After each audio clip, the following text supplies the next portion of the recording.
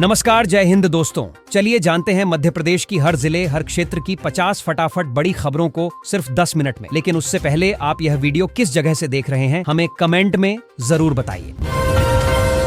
मोहन यादव ने world economic forum 2026 के दौरान वैश्विक निवेशकों से सीधा संवाद किया। उन्होंने कहा कि मध्य प्रदेश अब ग्रीन एनर्जी, इंफ्रास्ट्रक्चर और टूरिज्म के क्षेत्र में तेजी से उभर रहा है। सरकार निवेशकों को सरल नियम, तेज मंजूरी और स्थिर प्रशासन दे रही है। सीएम ने भरोसा दिलाया कि यहाँ निवेश करने वालों को लंबे समय तक लाभ मिलेगा और प्रदेश की अर्थव्यवस्था मजबूत होगी।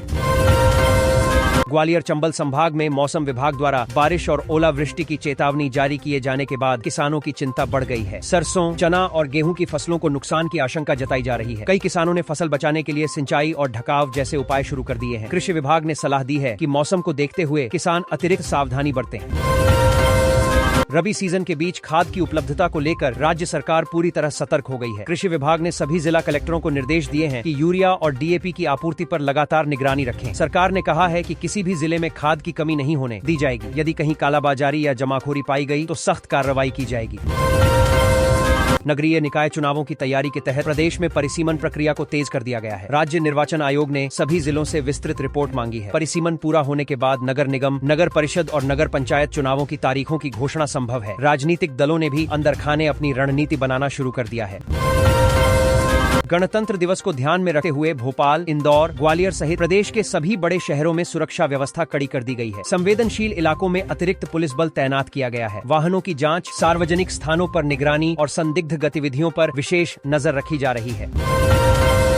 सरकारी जमीनों पर अवैध कब्जों के खिलाफ प्रशासन ने सख्त अभियान शुरू कर दिया है। इंदौर और जबलपुर में कार्रवाई करते हुए कई एकड़ सरकारी जमीन को अतिक्रमण से मुक्त कराया गया है। अधिकारियों ने स्पष्ट किया है कि भू माफियाओं के खिलाफ ये किसामना बंद है। कार्रवाई आगे भी लगातार जारी रहेगी। शहडोल में 3 साल की मासूम बच्ची से दुष्कर्म और हत्या के मामले में अदालत ने आरोपी को फांसी की सजा सुनाई है। इस फैसले को समाज के लिए कड़ा और ऐतिहासिक संदेश माना जा रहा है। पीड़ित परिवार ने न्याय मिलने पर संतोष जताया है। वहीं प्रशासन ने फैसले का स्वागत किया है।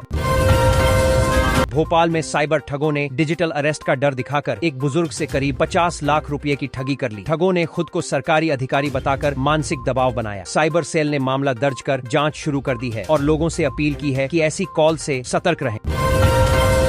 कड़ाके की ठंड को देखते हुए कई जिलों में स्कूलों के समय में बदलाव किया गया है। नए आदेश के अनुसार अब स्कूल सुबह 10 बजे के बाद ही लगाए जाएंगे। शिक्षा विभाग का कहना है कि यह फैसला बच्चों के स्वास्थ्य और सुरक्षा को ध्यान में रखते हुए लिया गया है। मौसम में बदलाव के कारण प्रदेश के कई हिस्सों में घना कोहरा देखने को मिला। रीवा और सतना जैसे इलाकों में दृश्यता काफी कम रही, जिससे सड़क यातायात प्रभावित हुआ। प्रशासन ने वाहन चालकों से सावधानी बरतने और धीमी गति से वाहन चलाने की अपील की है। प्रदेश के विभिन्न जिलों में आयोजित रोजगार मेलों में बड़ी संख्या में युवाओं ने भाग लिया। निजी कंपनियों ने अलग अलग पदों के लिए चयन प्रक्रिया की। प्रशासन का कहना है कि ऐसे आयोजनों से स्थानीय युवाओं को रोजगार मिलेगा और उन्हें बाहर पलायन बाना नहीं करना पड़ेगा। दावोस में मुख्यमंत्री मोहन यादव ने गूगल सहित कई बड़ी टेक कंपनियों के प्रतिनिधियों से बैठक की। इस दौरान मध्य प्रदेश में डेटा सेंटर, आर्टिफिशियल इंटेलिजेंस और डिजिटल इंफ्रास्ट्रक्चर को लेकर विस्तार से चर्चा हुई। सरकार ने कंपनियों को भरोसा दिलाया कि राज्य में आईटी निवेश के लिए अनुकूल माहौल है। इससे युवाओं को तकनीकी क्षेत्र में स्थानीय स्तर पर रोजगार मिलने की संभावना बढ़ेगी।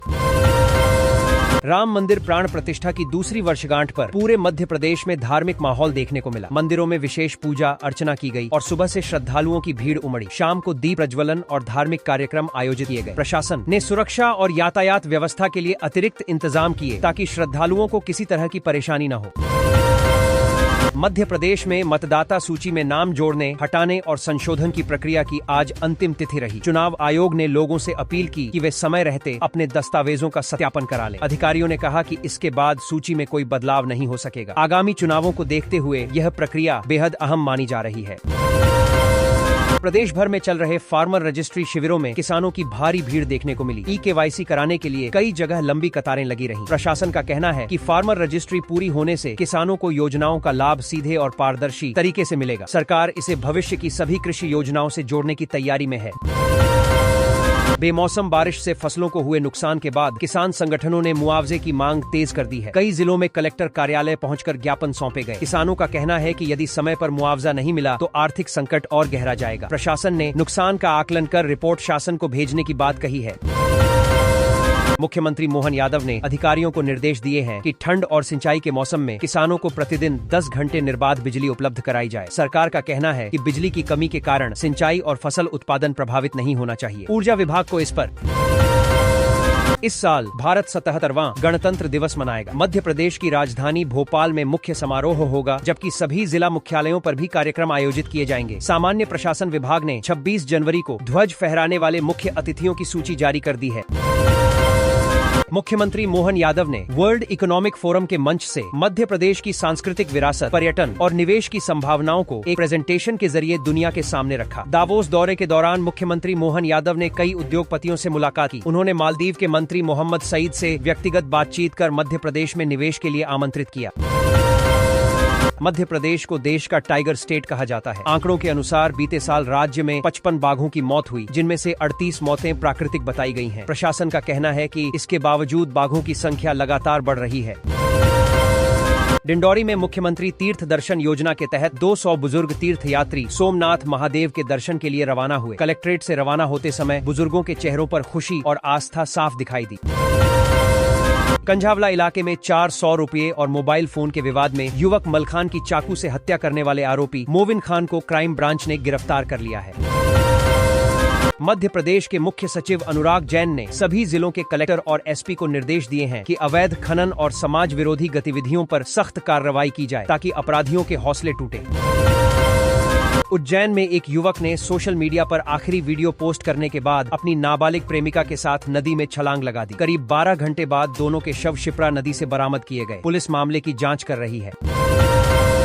भोपाल में सहकारी क्षेत्र की पहली आधुनिक केंद्रीय राज्य स्तरीय डेयरी परीक्षण प्रयोगशाला स्थापित की जा रही है। इसका ज्यादातर निर्माण कार्य पूरा हो चुका है। जिला प्रशासन ने नागरिक सुविधाओं को आसान बनाने के लिए नई पहल की है। अब सरकारी अस्पतालों में जन्म लेने वाले बच्चों के माता पिता को जन्म प्रमाण पत्र सहित। मोहन यादव ने वर्ल्ड इकोनॉमिक फोरम 2026 के दौरान वैश्विक निवेशकों से सीधा संवाद किया। उन्होंने कहा कि मध्य प्रदेश अब ग्रीन एनर्जी, इंफ्रास्ट्रक्चर और टूरिज्म के क्षेत्र में तेजी से उभर रहा है। ग्वालियर चंबल संभाग में मौसम विभाग द्वारा बारिश और ओलावृष्टि की चेतावनी जारी किए जाने के बाद किसानों की चिंता बढ़ गई है। सरसों, चना और गेहूं की फसलों को नुकसान की आशंका जताई जा रही है। कई किसानों ने फसल बचाने के लिए सिंचाई और ढकाव जैसे उपाय शुरू कर दिए हैं। रबी सीजन के बीच खाद की उपलब्धता को लेकर राज्य सरकार पूरी तरह सतर्क हो गई है। कृषि विभाग ने सभी जिला कलेक्टरों को निर्देश दिए हैं कि यूरिया और डीएपी की आपूर्ति पर लगातार निगरानी रखें। सरकार ने कहा है कि किसी भी जिले में खाद की कमी नहीं होने दी जाएगी। नगरीय निकाय चुनावों की तैयारी के तहत प्रदेश में परिसीमन प्रक्रिया को तेज कर दिया गया है। राज्य निर्वाचन आयोग ने सभी जिलों से विस्तृत रिपोर्ट मांगी है। परिसीमन पूरा होने के बाद नगर निगम, नगर परिषद और नगर पंचायत चुनावों की तारीखों की घोषणा संभव है। गणतंत्र दिवस को ध्यान में रखते हुए भोपाल, इंदौर, ग्वालियर सहित प्रदेश के सभी बड़े शहरों में सुरक्षा व्यवस्था कड़ी कर दी गई है। संवेदनशील इलाकों में अतिरिक्त पुलिस बल तैनात किया गया है।